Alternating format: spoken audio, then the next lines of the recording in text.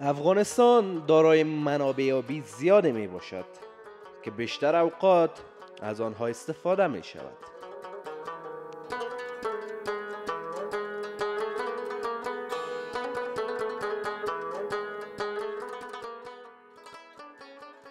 بند شاه و عروس نیز یکی از بندهای مهم و بزرگ در سطح افغانستان است که در ولایت کابل واقع شده.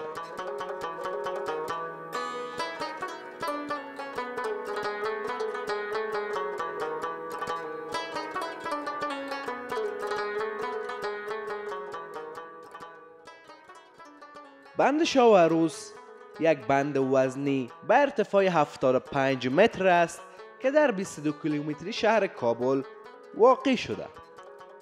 این بند بر روی دریای شکردره ساخته شده که خروجی این سد به درازای 60 متر با 3 دهانه که به خاطر جهت تامین آبیاری در نظر گرفته شده اعمار شده.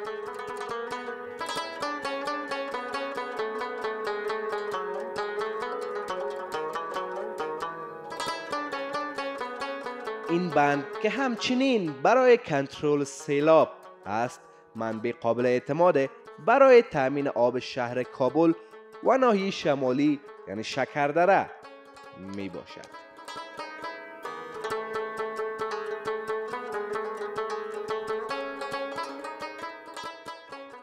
این سد در تاریخ 31 دسامبر 2024 افتتاح گردید.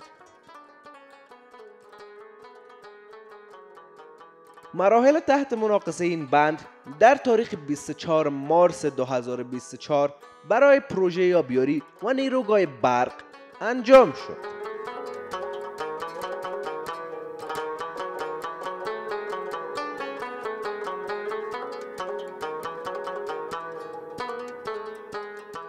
شرکت تاپلیه و پرهونتر به عنوان پیمانکار همکار انتخاب شدند و طراحی آن توسط شرکت البرز سازه انجام شد.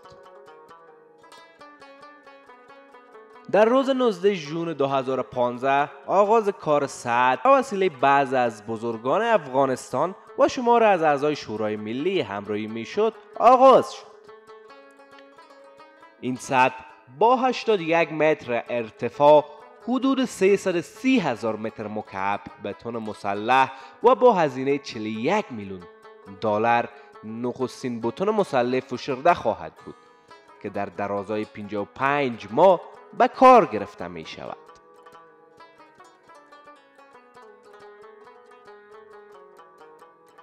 افزون بر تامین آب آشامیدنی برای شهر کابل، این سد 1.2 مگاوات برق تولید کننده و 2.7 هکتار زمین را آبیاری می کند.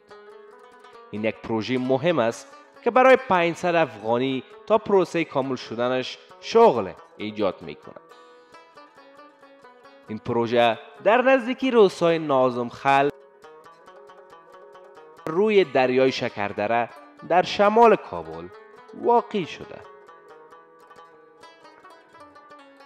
پروژه بند چندکاره شاه و عروس قسمت‌های اصلی ذیل را شامل می شود: جاده ها، پل ها و سایر زیرساخت ها.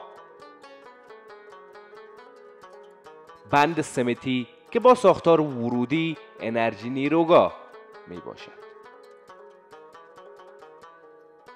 آبانبار ورودی با مخازن متعدل و تنظیم کننده. بند شاه و عروس برای منطقه شکردره یک نام نیروگاه برق نیست و مردم به خاطر تفریح و به خاطر دیدن آن به این ولسوالی می آیند.